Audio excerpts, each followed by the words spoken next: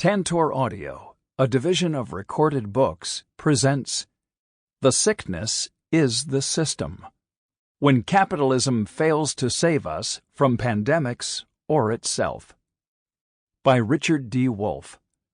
Narrated by Rick Adamson. Editor's Note: This is a unique collection of essays. We did not want to create a historical retrospective where hindsight is 20/20. Thus, this book has been compiled to be a timely guide for analyzing the coronavirus pandemic, the deepening economic crash, dangerously lacking political responses, and exploding social tensions while we are still in their midst. A book of essays such as this is designed to let the listener choose their own path. It can be listened to from cover to cover or picked through for the pieces that are of greatest interest.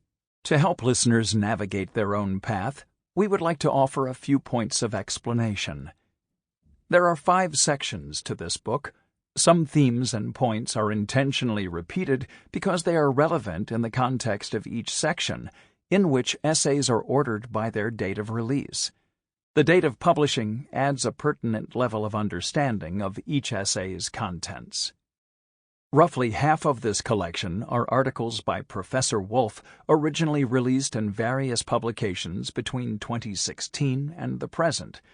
These remain untouched from how they were originally published, and each is attributed to the publication where it first appeared.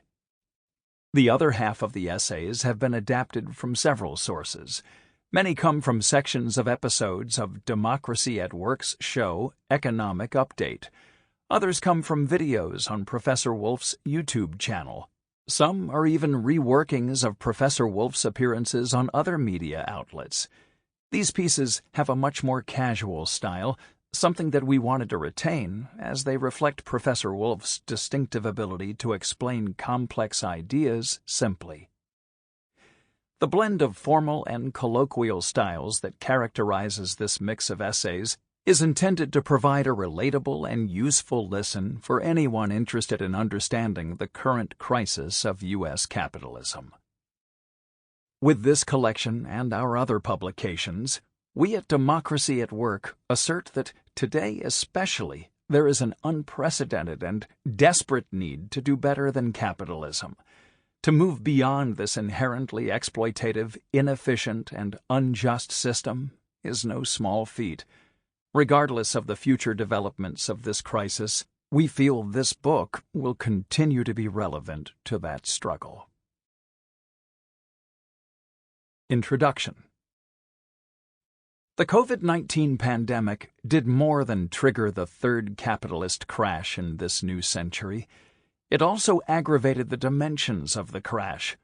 The combined pandemic plus crash tore away the veneer that had helped people avoid seeing deep social problems and that had allowed politicians repeatedly to evade solutions. The unresolved problems now coalesce into a genuinely epic social crisis. Systemic racism, a badly broken education system, a cash-corrupted politics, ecological degradation. The list of problems becomes clearer and more acute daily. Symptoms of a sick society are everywhere, and thus, for many, overwhelming. The point and purpose of this book is to explain how and why the sickness underlying all those symptoms is the economic system, far more than the viral pandemic. The system is capitalism, and it now faces its greatest crisis ever. Historians remind us how the bubonic plague, or Black Death, provoked the final phase of European feudalism because that pre-capitalist system was already sick with its problems and internal weaknesses. The possible parallel with COVID-19 and global capitalism today is a logical inference that this book explores. Capitalism has 3 basic economic problems it has never solved. First, it organizes its enterprises, factories, offices, and stores undemocratically. A small minority at the top, owners, major shareholders, directors, makes all key decisions impacting employees, the enterprise's majority, but is not accountable to those employees. In societies that enshrine universal suffrage in their politics and democracy in their governing ideology, the undemocratic hierarchy inside typical capitalist enterprises is a problem. Second, capitalism is unstable. Its business cycles recur on average every 4 to 7 years everywhere. They damage and disrupt enterprises, jobs, families, educations, politics, and so on. Third, capitalism generally fosters and deepens inequalities of wealth and income. Capitalism lacks economic democracy, stability, and equality. Basic problems. Across the last several centuries, as capitalism spread from England to its current global prevalence, its 3 basic economic problems drew the attention of many, both critics and defenders. Various solutions were proposed, some were tried, but none succeeded. When a solution seemed promising, it proved a mirage, or, if established, merely temporary. Capitalism's 3 basic economic problems persisted. At best, reforms softened the problem's social impacts. Corporations were advised to recognize stakeholders beyond their shareholders. Keynes and subsequent economists developed monetary and fiscal policies for governments to use against the system's instability. Such policies moderated business cycles, but only sometimes. They never ended them. And the history of capitalism is filled with efforts to redistribute wealth and income to achieve less inequality. Some efforts succeeded sometimes, but then only temporarily. Most efforts failed. Inequality remains emblematic of today's capitalism in country after country. In the U.S. and beyond, racism, especially directed against black and brown people, repeatedly served to split, distract, and thus weaken working-class resistance and opposition to capitalism. Capitalism has so far outmaneuvered or outlasted the many movements aimed at reforming it. Adroit flexibility and political adjustment have characterized and explained the system's durability. Capitalistic forces even managed to transform the most powerful of global movements against capitalism, socialism, into another version of itself. From a comprehensive opposition to capitalism per se, socialism became instead a movement advocating for the state to control or even replace private capitalists with state officials, and private enterprises with state-operated enterprises. Such were the regimes embodied in the actually existing socialist societies over the last century. The employer versus employee structures inside private and state enterprises were, to say the least, remarkably similar. Instability and inequality characterized many kinds of socialism just as they did capitalism, although in different ways and to different degrees. In reality, the great conflict of the 20th century, capitalism versus socialism, the U.S. versus the USSR, was predicated on an elaborate misspecification of what each system actually was. Capitalism in that great conflict was private capitalism, a system of enterprises producing goods and performing services that were owned and operated by private individuals who occupied no position within a state apparatus. Socialism was state capitalism, a system of enterprises either owned and operated by the state and state officials, or else privately owned and operated but under direct, intrusive state supervision and regulation.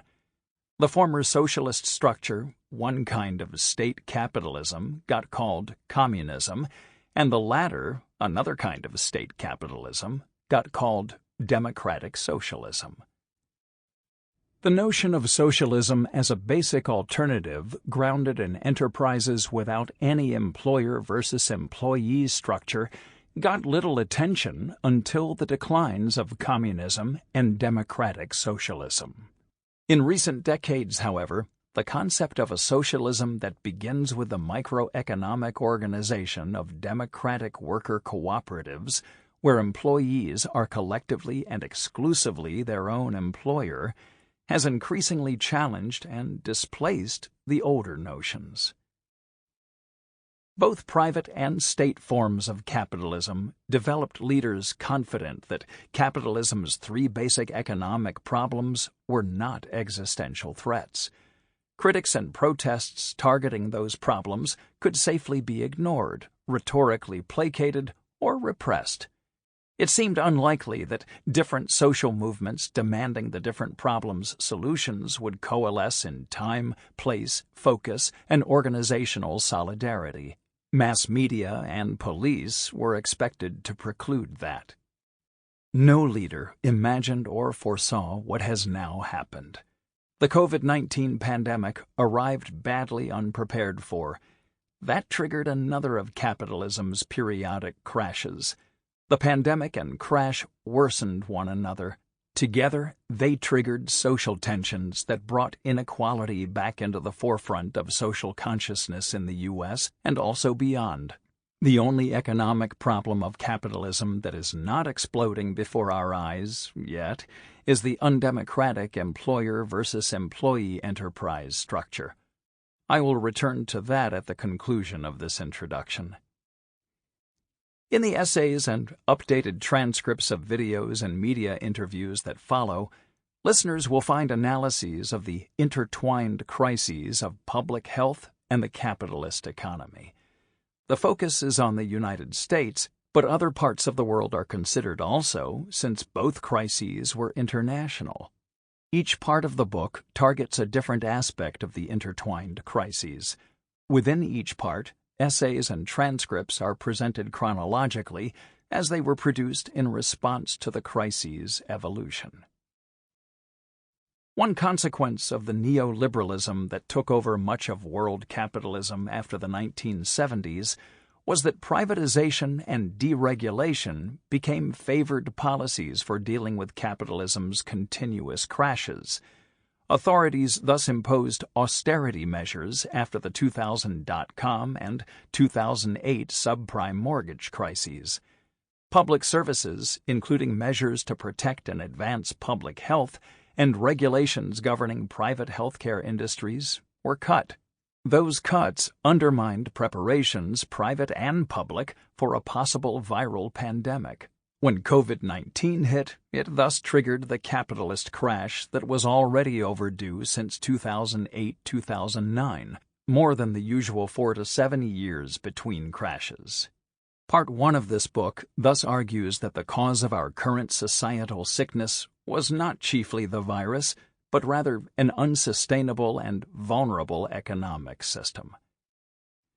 Part 2 explores capitalism's accumulated vulnerabilities with particular emphasis on how they undermined the capacity to contain COVID-19's spread across the U.S. The politics and ideology promoted and celebrated by U.S. capitalism had been among its chief supports. In 2020, they became instead agents of glaring failures and decline. Part 3 examines how the intertwined pandemic and capitalist crash reawakened millions to social problems capitalism had long been unable to solve. The system had repeatedly kicked those problems down the road. That is, it deferred seriously addressing what activists demanded in the way of ending racism, unemployment, sexism, poverty, inequality, political corruption, and so on. Pandemic capitalism forcefully returned those problems to the forefront of public awareness. It also intensified them and brought them together as a broad-based, multi-layered challenge to capitalism as a system. Whenever capitalism has been challenged as a system, and especially when the challenge is as wide and deep as it has been since March 2020, voices of reform arise.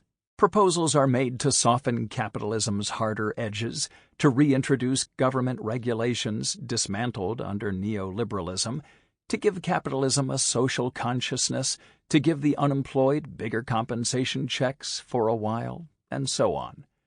Reform proposals also serve as distracting covers for what the main government programs actually do. throw unprecedented amounts of money via government deficits and central bank money creation at capitalists to help them through the crises. Part 4 offers critical looks at reforms of capitalism in the past and what that history suggests about the pertinence of similar reforms here and now. Reforms of capitalism have been achieved mostly in and because of its crises. If capitalism's crises were short or shallow enough, capitalists evaded reforms. When reforms were won, they usually proved temporary, as capitalists and their supporters later rolled them back. The so-called COVID-19 crisis of capitalism has provoked proliferating reform proposals. But this time, given the history of past reforms and this latest crisis's extreme severity, reforms may no longer suffice. There are signs that this time reform demands may get swept up into social movements for transition beyond capitalism itself. Such revolutionary movements will define their goals as making sure that the set of changes now arising will not only be achieved but will also endure. Part 5 considers today's case for and possibilities of changing the system as a whole. All economic systems are born, evolve, and die. As they decline, eventually alternative systems replace them. The catastrophic coincidence of viral pandemic and economic crash places extreme pressure on our institutions and ways of thinking.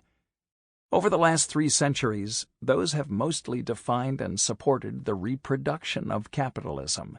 Yet there were always critical strains of thought and social movements that understood that we can and should do better than capitalism.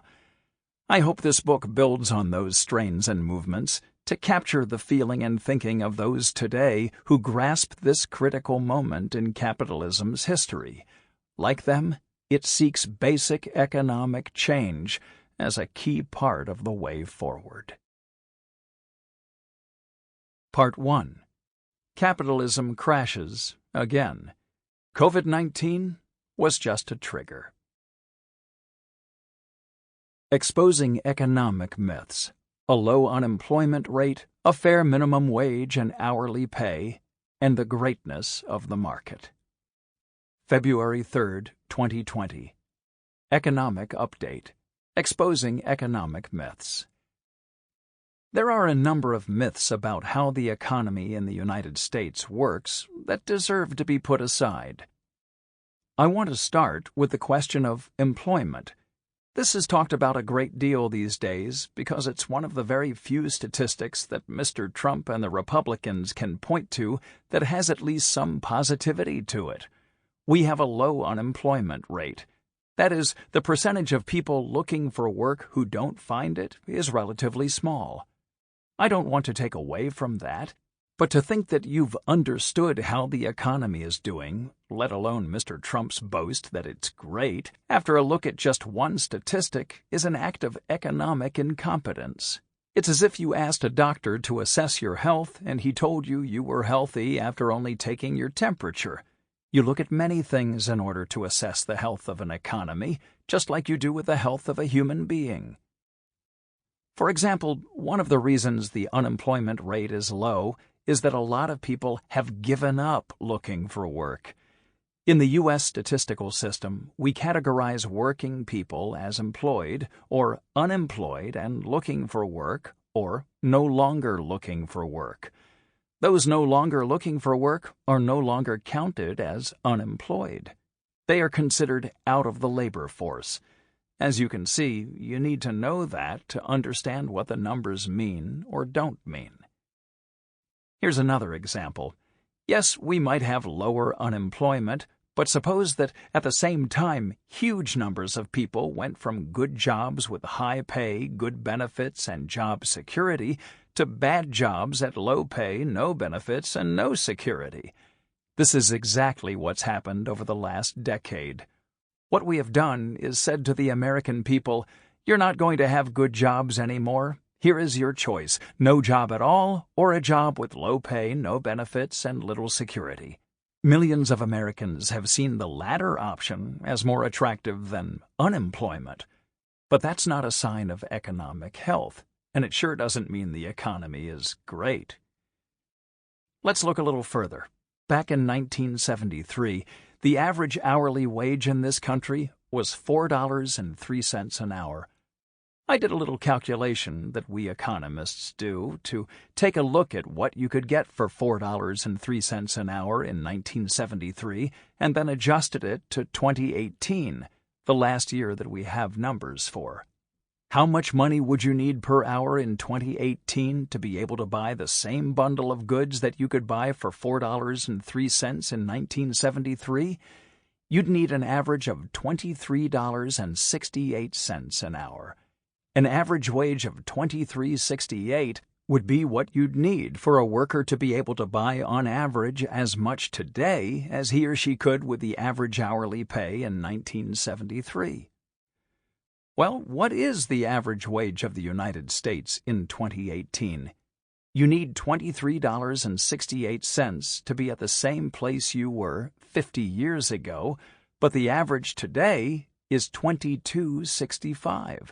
That's right. In America today, in terms of what it can buy, the average wage is less than what it was 50 years ago. So if you're feeling pinched, that your economic situation is difficult, if you've had to adjust your family because living on one person's wage simply will not give you a decent lifestyle, then you are living what has happened. However, over that same time, your productivity, that's what your labor adds per hour to what your employer produces and sells, that's gone up somewhere in the neighborhood of 25 to 35%. Productivity, your output, what your brains and muscles add to the value of what your employer sells, has gone steadily up. Productivity measures what you, the worker, give to your employer by means of your work. Wages are what the employer gives you for your work. Let's review. What the employer has been giving you for the last 50 years has gone nowhere, but what you give to the employer has zoomed up by a third. That's why there's a gap between rich and poor in the United States. Working people, their incomes, have gone nowhere, but the employer class, a small minority in this country, has made out like the bandits that capitalism makes them be. Next, I'd like to address the minimum wage. In the depths of the 1930s Depression, Congress passed a law mandating a federal minimum wage. That law says that employers cannot pay employees less than a certain amount. It's like forbidding capitalists to employ children or forbidding capitalists to impose themselves sexually on their workers, etc. The minimum wage is a kind of measure of decency in a system. The current minimum wage is $7.25 an hour, and that's what it's been since 2009. It hasn't been raised in over a decade. Over that time, prices went up every year, 1, 2, 3%. Not a terrible inflation, but they add up over 10 years. The prices have gone up, but the minimum wage hasn't gone up with them, which means, in terms of what the minimum wage can buy, the last 10 years have seen a steady year-by-year decline in what the minimum wage will do for the people, the millions who depend on it. The minimum wage was the highest in terms of what it could afford a person earning it in 1968.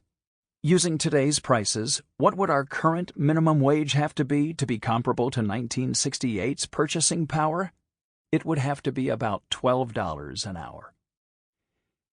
The U.S. has really shafted its people at the bottom, and that's an achievement of the capitalist system, even with a minimum wage. The establishment, having lost its 1930s struggle with workers to create a minimum wage, undermined it in the years afterwards, taking back what they once had been forced to give. It's so bad that a number of states, almost half the states in the Union, have higher minimum wages in their states than the federal minimum, because the people in those states have at least understood what an abomination it is to treat people that way. In Washington state on the West Coast, the minimum wage at the state level is $14 an hour, nearly double the federal minimum. In Washington, D.C. and California, it's $13 or more. These states have done what the federal government hasn't done. And let's be clear, the Republicans have been working to keep that minimum wage down. The Democrats, well, the best you can say for them is they haven't been strong enough to do anything other than watch the process unfold. Next, let me turn to the market. The market is a wonderful institution, we are told. Our leaders keep saying phrases like, "Let the market decide," or "The market will get to the efficient outcome." Really? The market is a very flawed institution that does not deserve the nearly religious kind of endorsement of it that our leaders are eager to provide over and over again. It's time to have a balanced look at the market, to evaluate it like every other institution, rather than bow down before it as if we weren't aware of its flaws. The market economy we live in today has a number of ways of measuring its extraordinary product. I'm going to give you two. The 2,000-odd billionaires in the world today together have more wealth than the bottom half of the population of this planet, 3.5 billion people. That's right, 2,000 of the richest have more together than the bottom 3.5 billion. That's a level of inequality that any system should be deeply ashamed of. Here in the United States, we even have a better statistic. The 3 richest people have more wealth than the bottom half of the American people. If you think inequality is a problem, then you must understand that it's the capitalist market, which we're supposed to celebrate, that helps produce it. Many of you are aware of a problem called gentrification. It's what happens in city after city, neighborhood after neighborhood, as people with money decide they want to live somewhere. They move into that area, buying up homes, paying high rents, so that it becomes impossible for the people who used to live there, who have less money, to stay there. No matter that they grew up there, no matter that their children are going to schools there, no matter that their churches, their friends, and their neighborhoods, none of it matters. Why? Because the market is the institution that determines the neighborhood, and if the rich want it, they get it. And the middle and the poor get thrown out. It is something you can see across this country in city after city. It is a sign that we produce not diverse neighborhoods, but the opposite. Over and over again, wealthy people select interesting neighborhoods that they want to live in. They move in, they drive out many of the little businesses, they drive out many of the interesting people, and they end up wondering why they paid so much for a neighborhood that is so dead and so anemic. It's the market that gentrifies. If we didn't allocate housing according to how much money you have, we wouldn't have the problem of gentrification. It is one of those things markets do that ought to make us very critical. The market is a basic institution that's good for rich people because it favors people with purchasing power.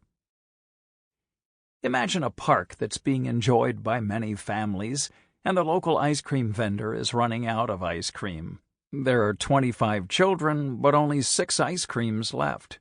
You know what begins to happen in a market economy? The parents who have some money go to the vendor and say, I know the ice cream costs $3, but I'll give you $5. Other parents, not wanting to be outdone, offer $7. Then some other parents offer $9. As this goes on, the parents who can't afford $9 for an ice cream drop out. And when this process is done, whatever is scarce in an economy goes to the people with the most money. And I ask you, is it ethical? Is it moral? Do you really want to live in a system that takes whatever is scarce and gives it to the people with the most money? Rural America is dying because there's not enough money there. It's the market that determines that it's not worth it for a bank to locate a branch in a rural area. It's not worth it for a supermarket to go into an area that isn't rich enough. So people in these areas struggle to get their banking done. They can't get supermarket prices for groceries because they have to pay more at the convenience store, etc., etc. Because that's how the market works. Rural America is a victim of a market economy. I'd like to mention something that the markets didn't produce: the middle class, a vast part of the working class who earn enough money to own and live in a house, to have a car, to go on vacation, to send their kids to school. Sample complete. Ready to continue?